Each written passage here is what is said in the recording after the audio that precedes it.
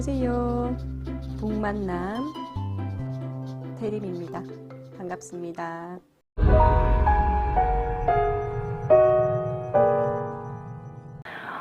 오늘은 아는 만큼, 하는 만큼 아이의 인생이 달라진다.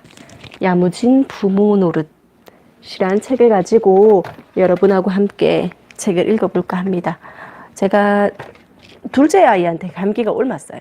지난주에 둘째가 감기가 걸렸었는데 거기에 제가 옮았는데 그때 병원에 갔었는데 굉장히 많았어요. 일요일날 사람들이 굉장히 많았어요.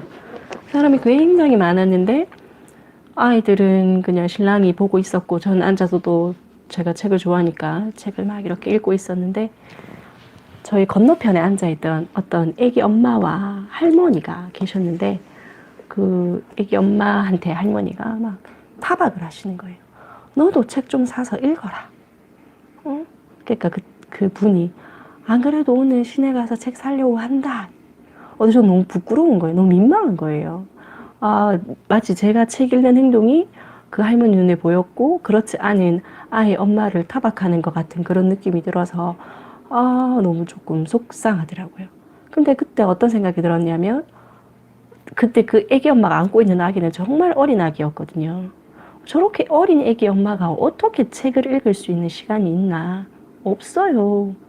저는 이제 4살, 6살 되니까 그래도 저랑 떨어져서 잠도 자고 혼자 스스로 밥도 떠먹고 이러니까 제가 책을 읽을 시간이 있지. 그렇게 어린 애기 때 애기 엄마들은 책을 읽을 시간이 없거든요. 그래서 제가 북만남에 일단 우선 주제를 부모 교육으로 하자. 그렇게 어린 애기들 엄마가 아이를 잘 키우고 싶어서 잘 모르니까 책을 찾아보고 싶은데 책을 읽을 시간조차 없는 그런 애기 엄마와 애기 아빠를 위해서 제가 읽었던 많은 육아 서적, 부모 교육 관련된 서적들을 읽어서 나누자. 그분들이 저희 채널을 보고 좋은 엄마 아빠의 역할을 할 수 있지 않을까. 그래서 우선 제일 먼저 들고 온 책이 아는 만큼 하는 만큼 아이 인생이 달라지는 야무진 부모 노릇이에요. 이 책 정말 괜찮거든요. 젠 버먼 씨가 지은 책이고 아이의 모든 것은 부모에게 달렸다. 아이는 부모가 아는 만큼 부모가 하는 만큼 잘한다. 아는데 어떻게 해주면 되는데 목차를 보면요. 사실 이 목차 주제 하나하나가 다른 책들의 한 주제가 되는 그런 것들이 많거든요. 읽어볼게요. 여기 행복한 아이로 기르기 위해 때로는 아이를 불편하게 해야 한다. 저는 슈퍼에서나 약국에서나 아이를 굉장히 많이 울려요. 가지고 싶다고 하는 거를 절대로 그냥 사주진 않거든요.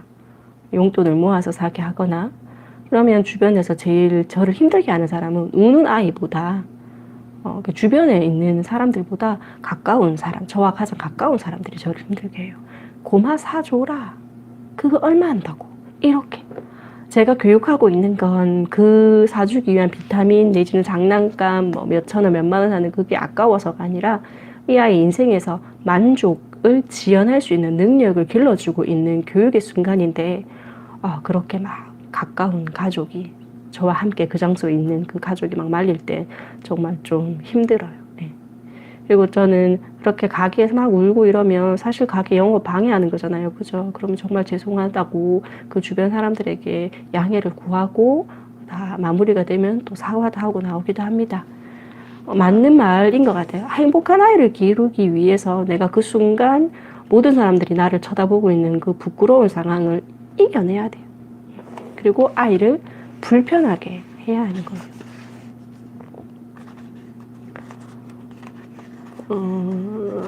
그러면 첫 번째, 자존감. 자존감이라는 주제는 정말 한 권의 책으로 따로 나오거든요. 아이의 자존감 이런 거 있잖아요. 그죠? 첫 번째, 자존감. 일단 이 책으로 굵직굵직한 주제들을 한번 훅 훑고 그 다음에 그 한 개 한 개의 주제와 관련된 것들의 책들을 제가 연결시켜서 한 권씩 한 권씩 더 살을 붙여 나갈게요. 일단 자존감. 아이의 평생을 결정하는 자존감은 어떤 건가? 어떻게 아이의 자존감이 형성되는가? 아이는 부모를 통해서 자신을 바라봅니다. 자신을 봅니다. 그래서 세라의 부모의 이야기가 나오는데요. 세라의 부모는 세라가 그림을 그릴 때마다 미소를 지으며 똑똑하고 예술가 기질이 있다고 칭찬했답니다.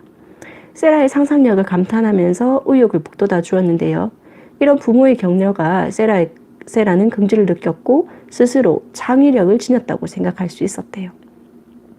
근데 그 그림은 훌륭한 그림이 사실은 아니었나 봐요.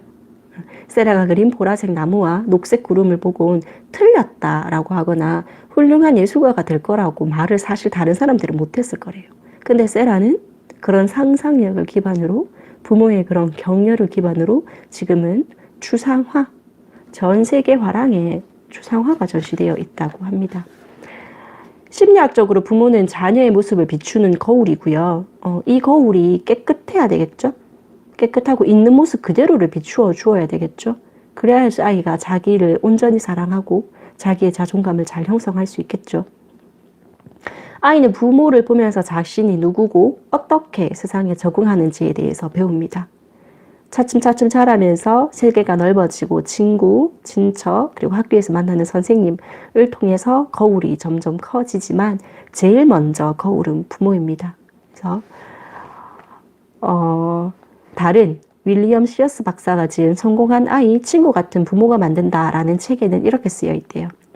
자신에 대한 아이의 믿음이 아이가 장차 어떤 사람이 될 것인지의 근간이 된다. 그럼 어떻게 하면 자존감을 길러줄 수 있느냐? 사랑받고 인정을 받을 때 아이는 자존감이 살아난답니다. 자, 자존감 포인트 한번 잡아볼게요. 사랑과 인정이다. 사랑과 인정이다. 그 다음에 관심을 보여주고 공감을 해줍니다. 아이를 깊이 이해하고요. 아이의 생각과 감정을 존중합니다. 아이가 정말 엉뚱한 생각을 한 번씩 이야기할 때 있잖아요. 그럴 때 아니야, 그건 아니야, 잘못된 거야 라고 교정하는 게 아니라 그것은 나중에 학교 와서 배우면 되는 거죠. 그죠? 아, 너가 그렇게 생각하는구나. 어떻게 그렇게 생각할 수가 있었지? 너무 훌륭해. 엄마는 그렇게 생각을 못 했었는데, 너처럼 생각을 한번 해봐야 되겠구나. 이렇게. 아이의 생각과 감정. 아이가 막 울 때, 아, 슬프구나. 지금 누구가 슬프구나. 슬퍼서 눈물이 많이 나는구나. 저는 둘째 아이가 특히 뭐 슈퍼나 약국에서 뭐를 사달라고 할 때 막 울면 이렇게 말해요. 아, 이걸 가지고 싶구나. 이 비타민을 먹고 싶구나. 이렇게 말하면서 그것이 안 되는 이유에 대해서 설명을 해주고, 합당하게 해야 되는 거면 해줍니다. 아이의 감정과 생각을 존중해주고, 잘못된 생각일지라도, 잘못된 생각은 사실은 없죠. 그죠? 잘못된 감정도 사실은 없어요. 느끼는 그대로 표현할 수 있도록 우리가 도와줍니다. 느끼는 그대로 표현하게 한다.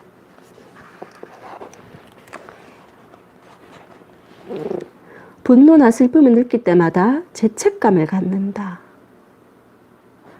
아이는 이해와 공감을 얻기 위해 자신의 감정을 털어놓는다. 하지만 그런 생각을 하면 안 돼. 말하면 아이는 앞으로 입을 다물 것이다. 왜냐하면 부모에게 이해받지 못하고 있다고 느끼기 때문이다. 주저없이 자신의 감정을 밝히거나 그에 대한 고민이 있으면 부정적인 감정을 파괴적인 행동으로 옮기려는 욕구를 느끼지 않는다. 부모가 강요해서 감정이 생기지 않는 것은 아니다. 오히려 아이는 자연스러운 감정에 대해 죄의식과 자존감까지 느끼게 된다. 감정을 억제하는 것보다 유익한 일을 하지 못한다. 이게 아까 마지막으로 읽었던 거, 느끼는 거 그대로 표현하게 한다라는 것을 그렇게 하지 못했을 때 아이가 느끼는 그것을 지금 5가지 이유로 이야기합니다. 그 다음에 부정적인 별명을 지어서 부르지 않습니다. 실수와 실패를 성장의 기회라는 것으로 삼게 합니다. 또 아이는 부모의 기대치만큼 자랍니다. 너는 어떻게 될 거야? 너는 앞으로 커서 뭐가 될 거야? 어떤 사람이 될 거야? 행복한 사람이 될 거야? 성공할 수 있는 사람이 될 거야? 사람들에게 사랑받는 사람들에게 사랑 주는 사람이 될 거야? 라고 이렇게 기대치를 막 얘기해 주면 아이는 부모의 기대치만큼 자랍니다.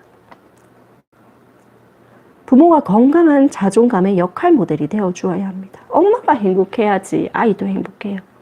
엄마가 건강한 정신을 가지고 있어야 아이도 건강한 정신을 가지고 있어요. 그래서 건강한 자존감의 역할 모델이 되어 주어야 합니다. 여기서 아주 좋게 나와요. 아이 자존감을 높이는 10가지 방법. 일관성 있는 규칙을 세워준다. 평온하고 비폭력적인 가정 분위기를 만든다. 아이에게 늘 의견을 묻는다. 함께 지내는 동안 아이에게 온전히 집중한다. 아이가 열중하고 있는 일을 찾도록 돕는다. 솔직하고 구체적으로 칭찬한다. 아이의 별난 행동을 넓은 아량으로 받아준다.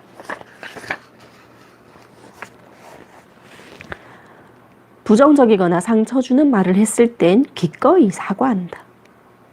아이를 위한 자리에는 반드시 참석한다. 사랑이 담긴 쪽지를 남긴다. 이렇게 자존감을 세울 수 있는, 키워줄 수 있는 방법입니다.